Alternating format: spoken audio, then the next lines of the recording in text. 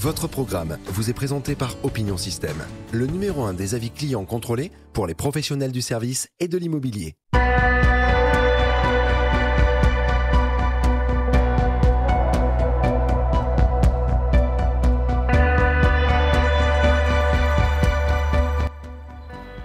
Bonjour Capitaine Yali. Bonjour madame. Merci de me recevoir. Avec plaisir. Monsieur Castin. Bonjour. Bonjour aussi. Vous faites partie des pompiers d'Arcachon? Exactement, je suis le chef de centre. Le chef de centre. Je suis le chef de centre de la Teste de Buch, Pilat-sur-Mer. Alors, je vous remercie de m'accueillir dans vos locaux pour un petit reportage immersion. Et tout d'abord, je voudrais savoir quel est le rôle véritable d'un pompier. Le pompier il est là pour secourir les personnes et venir protéger les biens et l'environnement, principalement. D'accord. Vous m'en dites pas plus, c'est ça? Vous me laissez la surprise? Non, mais après, nos missions sont larges et variées, mais principalement tout ce qui va recourir à l'urgence. L'urgence est notre métier. Et donc, dès qu'il y aura un motif d'urgence sur le secours aux personnes ou bien la protection des biens et de l'environnement, nous interviendrons. Et donc, on a en tête forcément le secours à personne, qui est plus de 80% de nos opérations, et la lutte contre l'incendie, qui est peut-être la plus connue de toutes ces missions. Bon.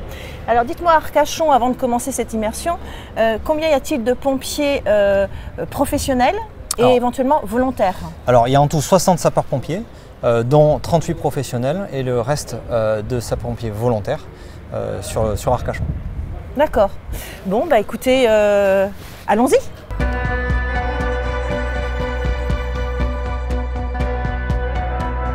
Le centre de secours d'Arcachon, comme la plupart des centres de secours de France, sont organisés autour des remises, donc les remises des véhicules, les garages, là où on va avoir tous nos moyens opérationnels disponibles, et un standard, on appelle ça le standard, ou le standard opérationnel, où on va réceptionner les déclenchements de départ qui sont transmis par le centre de traitement des appels, donc là où on réceptionne les appels 18, qui, pour la Gironde, est situé à Bordeaux. Voilà, donc tout est réceptionné ici. On prépare l'intervention, on regarde où est-ce que ça se situe sur la cartographie opérationnelle. On prépare les radios, on rassemble le maximum d'informations nécessaires à la conduite de l'opération, des opérations. Et ensuite, on prend le véhicule qui est nécessaire en fonction de la nature de l'intervention et on part sur les lieux. Voilà, donc dès qu'on a préparé toutes les informations nécessaires à la conduite des opérations, on prend le véhicule et on part en intervention le plus rapidement possible. Voilà. Il y a combien de pompiers sur place à chaque fois? C'est-à-dire qu'avant qu'on appelle peut-être des pompiers volontaires pour si c'est une grosse intervention. Alors c'est propre à chaque centre de secours et donc à chaque secteur d'intervention. À Arcachon, la journée, il y a 7 sapeurs-pompiers en garde qui sont présents à la caserne en départ immédiat. Et la nuit, ils vont être 4 en départ immédiat. Donc des professionnels aussi en garde. Après, toutes les casernes n'ont pas forcément des sapeurs-pompiers professionnels de garde la nuit. C'est propre aux centres qui ont une certaine importance en termes de départ. Donc là, par exemple, à Arcachon, on est presque à 2800 départs annuels. Et donc ça justifie ça associé aux risques identifiés sur le secteur. Là, par exemple, en l'occurrence, un centre urbain dense avec en plus une grosse composante saisonnière, parce que la population d'Arcachon explose en saison, et ce qui justifie d'avoir des sapeurs-pompiers en garde le jour et la nuit. Voilà. Et effectivement, au besoin, on peut renforcer ces effectifs par les personnels sapeurs-pompiers volontaires qui, eux, sont d'astreinte. Et qui, avec leur téléphone portable, leur smartphone, peuvent se mettre disponibles très rapidement, immédiatement pour l'alerte, c'est-à-dire qu'ils sont chez eux, ils ont leur bip sur eux et ils ont un temps libre et qui peuvent mettre à profit de la collectivité et ils se rendent disponibles. Et à ce moment-là, dans le logiciel de gestion opérationnelle, ça va apparaître et si sur le secteur ou sur un secteur voisin, il y a un besoin d'intervention et que le logiciel va venir choisir des sapeurs-pompiers et un véhicule d'Arcachon, ils partiront, ils seront bipés. Et là, le plus rapidement possible, sans se mettre en danger, en respectant le code de la route, ils rejoindront la caserne, se changent et partent en intervention très rapidement. voilà, en quelques minutes, ils sont dans les camions. D'accord, très bien.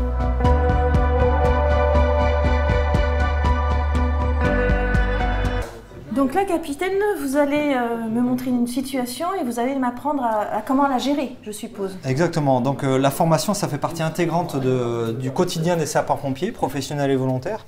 Et à ce titre, tous les jours à la garde et sur les gardes de nuit également, on prépare des thèmes de manœuvres. Donc que ce soit des manœuvres incendie ou des manœuvres secourisme, secours à personne, ou bien tout ce qui est en lien avec nos missions. Et on a un programme annuel obligatoire de formation. Et c'est pour ça que c'est inscrit dans l'emploi du temps officiel. Et on est en moyenne sur 2 heures de manœuvre par jour. Et donc là aujourd'hui, ce qu'on vous propose, c'est une petite mise en situation pour vous présenter un geste de secours en particulier. Et derrière, on vous proposera de le mettre en œuvre après que les formateurs vous aient montré. Très bien, et ben allons-y. Bon, alors, comme chaque jour, on va faire un petit tour, une petite révision. Donc pour la FNPA d'aujourd'hui, on revient sur la position latérale de sécurité. C'est un geste qu'on connaît et qu'on maîtrise.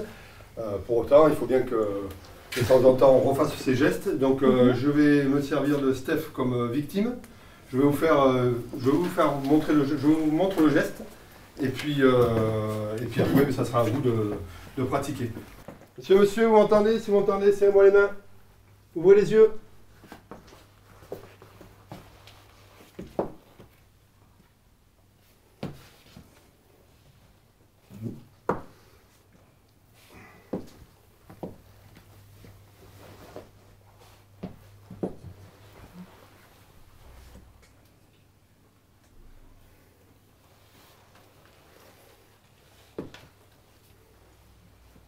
Vous entendez? Et après, je vais aller chercher les secours. D'accord? C'est bon? C'est un peu rapide.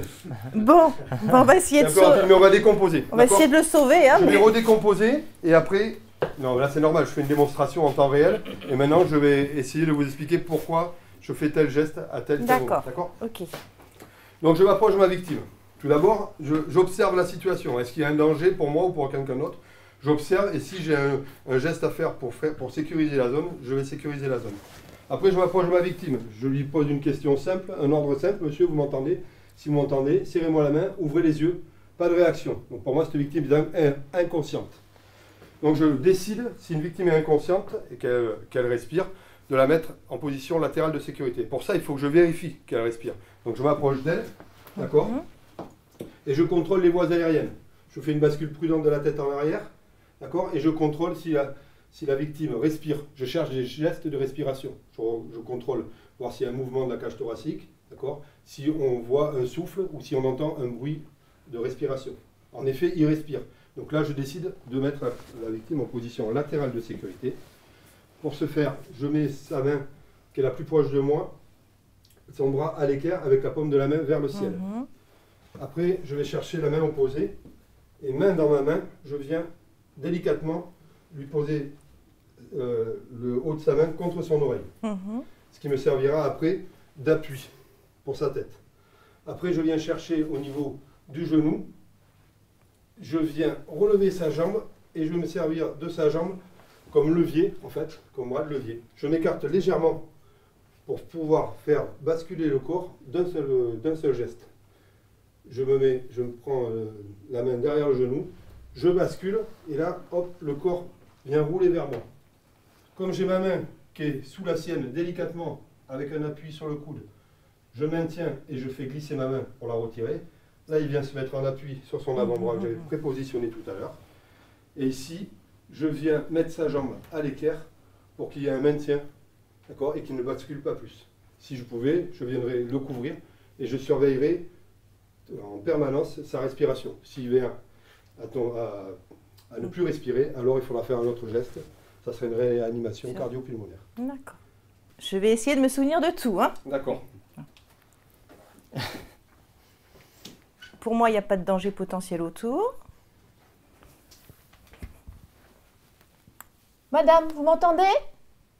Clignez des yeux, serrez-moi les mains.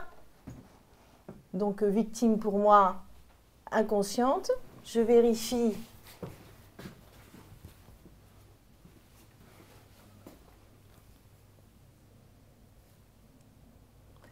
Elle respire. Donc, je décide de la mettre en position latérale de sécurité. Voilà. Donc, le bras ici. Si j'ai bien compris. Là, sur ça. Ça sera l'autre main. Ah, L'autre là. main, voilà. Hop, là. Ouais. Sa jambe. Là. Je recule. Je procède à la bascule. J'enlève doucement ma main.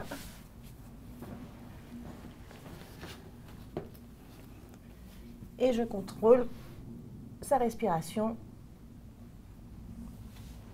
Voilà. Et le petit plus qu'on peut faire, Et la c'est couvrir. l'aider légèrement à ouvrir la bouche.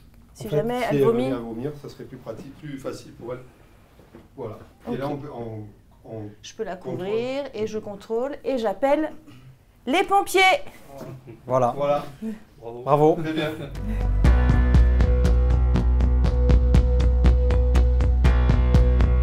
Bon alors capitaine, qu'est-ce qu'on va faire maintenant? Eh bien, maintenant qu'on a fait la manœuvre secourisme, maintenant ça va être la manœuvre incendie. Donc Oh là.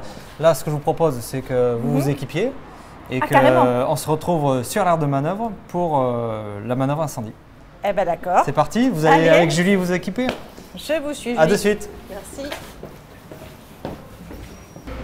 Capitaine, je suis prête. Ça y est, vous êtes prête? Bon, ben c'est parti pour la manœuvre incendie. Donc direction les véhicules incendie là-bas avec Julie Je te suis. pour la suite. Allez.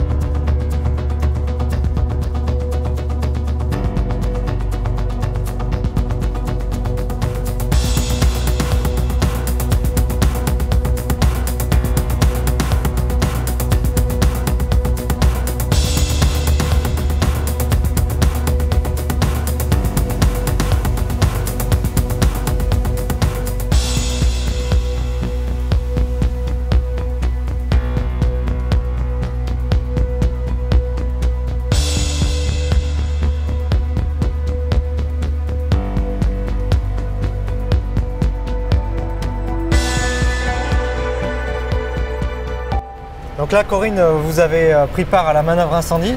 Donc là, le thème, c'était un feu de bâtiment. Donc vous êtes parti avec Julie au fourgon avec l'équipement complet, donc les EPI plus l'appareil respiratoire isolant. Et le chef d'agré, donc le responsable du fourgon, pompe Tom, vous a demandé de mettre une lance à eau, donc on appelle ça une LDV pour lance à débit variable, et d'éteindre le sinistre. Voilà, quelles sont vos impressions? Eh ben alors moi, mon impression, c'est que c'est très physique. Et ça, je pense que personne n'en a vraiment conscience. Le poids des EPI, c'est super lourd. Donc ça limite les manœuvres. Donc il faut vraiment être super attentionné. Écouter super bien son instructeur s'il faut. Bien se positionner parce qu'on risque l'accident effectivement. Bon, cette lance avec ce recul, donc on le sent si on ne l'appréhende pas, si on n'est pas un minima un peu musclé Alors, et un pour peu avoir ça une qu'on bonne est position. tout le temps en binôme. Voilà. Tout le temps. Hein. Là, Toutes les je manœuvres pense que oui, des oui. sapeurs-pompiers se font en binôme parce que voilà, il y a ces contraintes physiques. Après, ce n'est que de l'entraînement et c'est bien pour ça que nous, on pratique ces gestes le maximum de fois dans l'année pour avoir nos habitudes, nos réflexes et avoir l'habitude de manipuler ce matériel qui peut des fois voilà, être un peu lourd et c'est un peu fatigant. Mais avec de l'entraînement, vous avez parlé de risque d'accident, nous, on n'a pas d'accident particulier parce que justement, on s'entraîne très souvent. Et je pense que d'être en binôme, ce qui est sécuritaire déjà, Ah oui, c'est la mais base. rassure aussi. Parce qu'on se dit de toute manière, si on a un petit souci, il y a toujours l'autre qui sera avec nous. C'est exactement Et ça. effectivement, je pense qu'il faut vraiment de l'entraînement. Voilà, parce que ça fait souffrir. Hein, Oui, mais je vous avez reconnais vu que c'est à la portée de tout le monde, hein, avec un peu d'entraînement. C'est à la portée de tout le monde pour quelqu'un qui est vaillant, qui qui a envie de le faire, je le conseille parce que c'est vraiment ludique et puis vous êtes tous sympathiques. Alors j'ai envie de continuer. Tiens, allez, si on allait faire autre chose. Allez, la suite, on va découvrir les feux de forêt. Allez, alors je vais me changer, c'est ça? Voilà, c'est ça. Allez, je vais tourner sur moi-même et me changer. Très bien.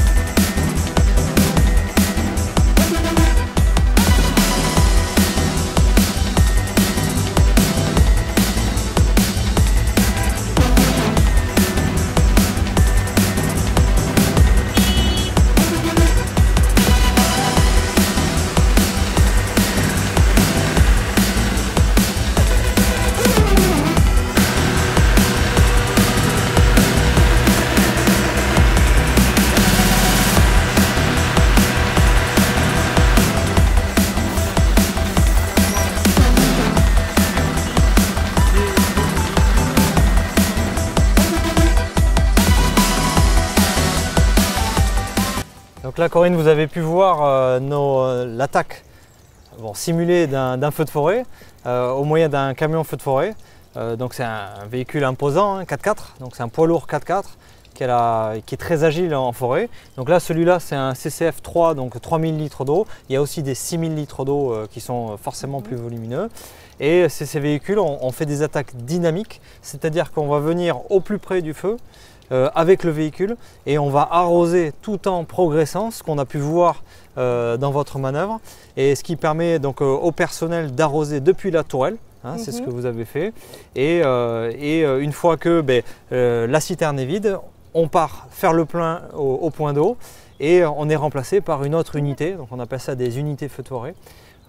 Et on fait ça jusqu'à ce qu'on vienne à bout du feu de forêt et avec un appui éventuel des avions comme on peut voir régulièrement à la télé. Exactement.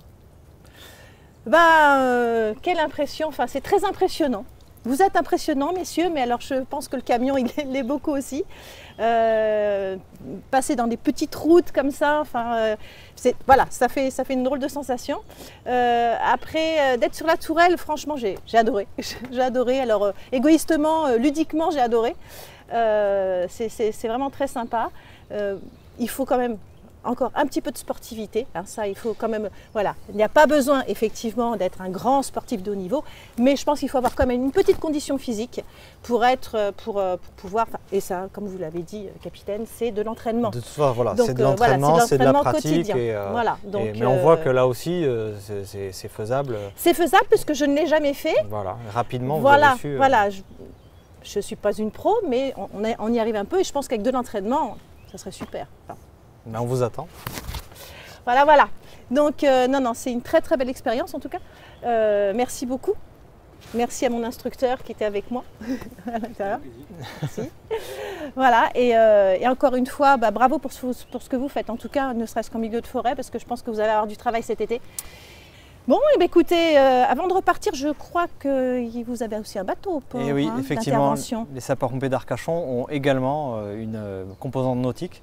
Et donc on a un bateau et un jet ski pour les interventions nautiques. Ah ouais. On va voir ça? Ah, ça m'intéresse. Allons-y. Alors c'est parti.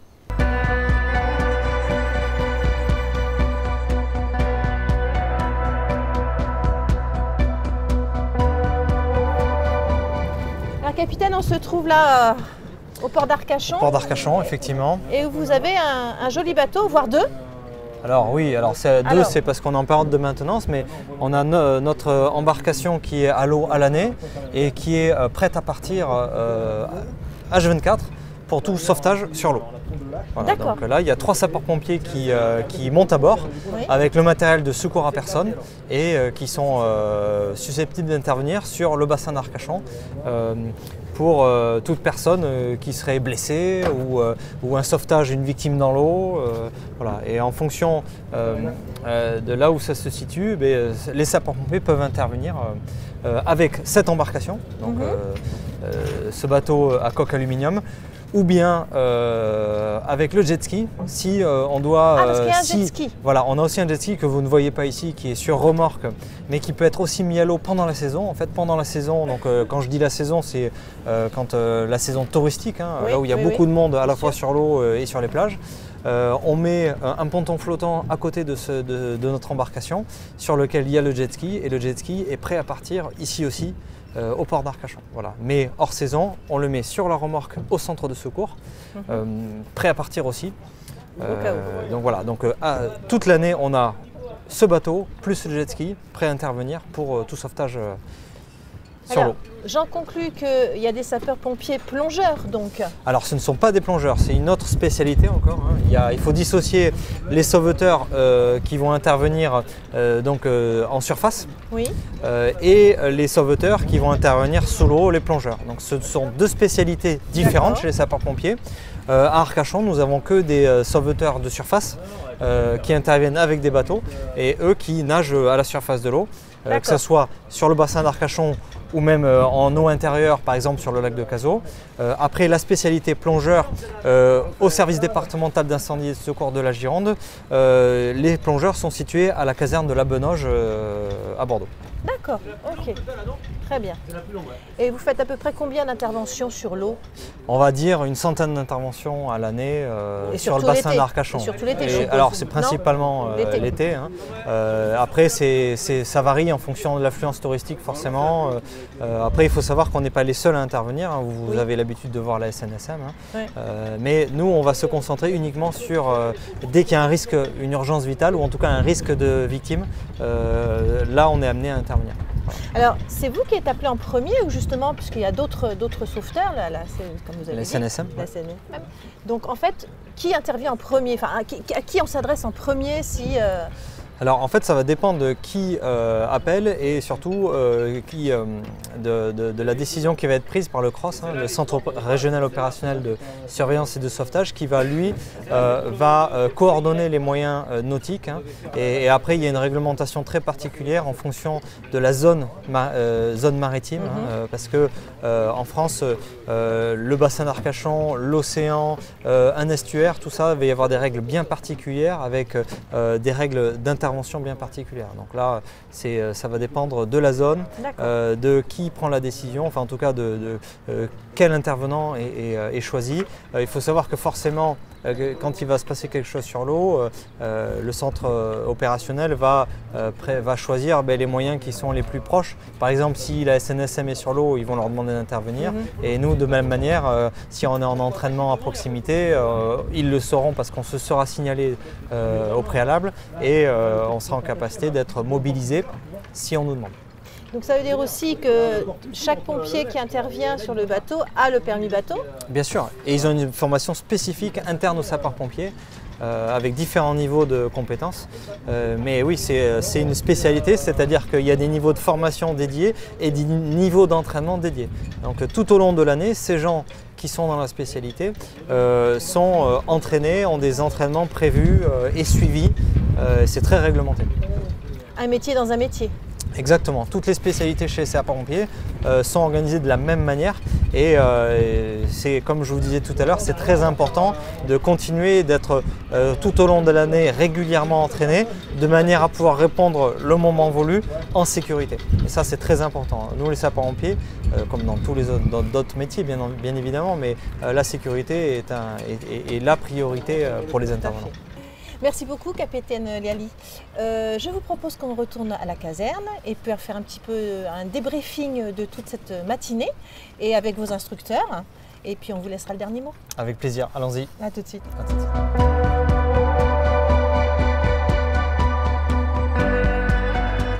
Nous voilà de retour à la caserne, capitaine. Encore un grand merci pour cette matinée. Avec plaisir. Alors, en résumé et avant un petit débriefing, est-ce que vous pouvez nous dire en 2-3 mots quel est le rôle réel du métier de pompier? Alors les sapeurs-pompiers sont là pour intervenir pour toute notion d'urgence liée à un risque vital. Que ce soit un malaise avec un risque vital associé. Donc là, on va utiliser une ambulance, un véhicule de secours aux victimes. Et sinon, ça va être un risque d'urgence vitale lié par exemple à un incendie, une catastrophe naturelle. En fait, dès qu'il peut y avoir un impact sur les personnes, nous allons intervenir directement. Et derrière, aussi s'il peut y avoir un impact sur les biens, donc un incendie, même s'il n'y a pas de victime, forcément ça a un impact sur les bâtiments par exemple, ou bien sur l'environnement avec des pollutions. C'est un exemple parmi tant d'autres. Nous allons intervenir directement et sans délai. Alors moi, j'aimerais bien me retourner vers Julie, parce qu'elle m'a accompagnée aussi pendant cette matinée. Et puis c'est une femme, donc ça me parle un petit peu. Julie, je sais que tu as un parcours atypique. Est-ce que tu peux nous en dire un petit peu plus? Oui. Moi, j'ai découvert les sapeurs-pompiers à 12-13 ans en tant que jeune sapeur-pompier. Et puis ensuite, je suis partie pour mes études. Donc, j'ai fait des études d'éducatrice spécialisée. Donc, ça fait à peu près 10 ans que je suis éducatrice spécialisée. J'ai toujours été très investie dans le milieu associatif et tout ça. Et donc, du coup, j'ai décidé de revenir vers le milieu sapeur-pompier. Et donc, ça fait 3 ans. Et aujourd'hui, j'ai passé le concours professionnel. Donc, je rentre en formation. Là, voilà. Je change de métier et ça a été un peu révélateur de rentrer volontaire, quoi. Bravo Julie en tout cas. Merci. Alors justement, on parle de recrutement, de pompiers volontaires. Voilà, j'ai envie d'être pompier volontaire. Je fais quoi? Alors déjà, il ne faut pas hésiter à venir dans un centre de secours le plus proche de chez soi. Pourquoi? Parce qu'il faut échanger avec les sapeurs-pompiers sur place pour voir si déjà ça pourrait nous plaire. Et ensuite, il faut donc postuler auprès de ce centre de secours-là et on va constituer un dossier, on va se rencontrer et on va essayer de voir quelles sont les motivations qui vous amènent à vous présenter chez nous. Et derrière, il va y avoir un processus de recrutement avec des tests sportifs. Alors là, inutile, il faut déconstruire l'image d'athlètes chez les sapeurs-pompiers. En fait, il faut être un minimum entraîné avec des tests sportifs sur la course à pied et de la résistance musculaire. Mais tout un chacun qui s'entraîne régulièrement peut atteindre ce niveau physique sans problème. On a vu dans le reportage que il suffit, enfin c'est destiné à assurer les missions. Donc cet entraînement physique, il est là pour assurer la sécurité des sapeurs-pompiers en intervention. Si les tests sportifs sont validés, derrière il va y avoir un comité de recrutement, on appelle ça, donc c'est un entretien avec des cadres sapeurs-pompiers volontaires et professionnels pour là aussi voir si les motivations de la personne en cours de recrutement sont les bonnes.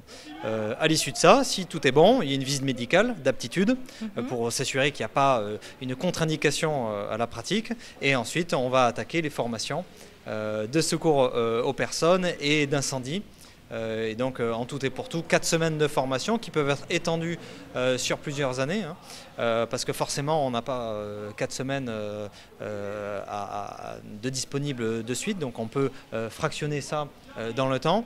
Ce qu'il faut aussi savoir, c'est que souvent ça peut faire peur de monter à la grande échelle où l'incendie c'est pas quelque chose qui peut nous attirer directement. Et maintenant, il y a ce qu'on appelle l'engagement différencié, c'est-à-dire qu'on commence par la formation de secours à personne, donc pour monter dans les ambulances.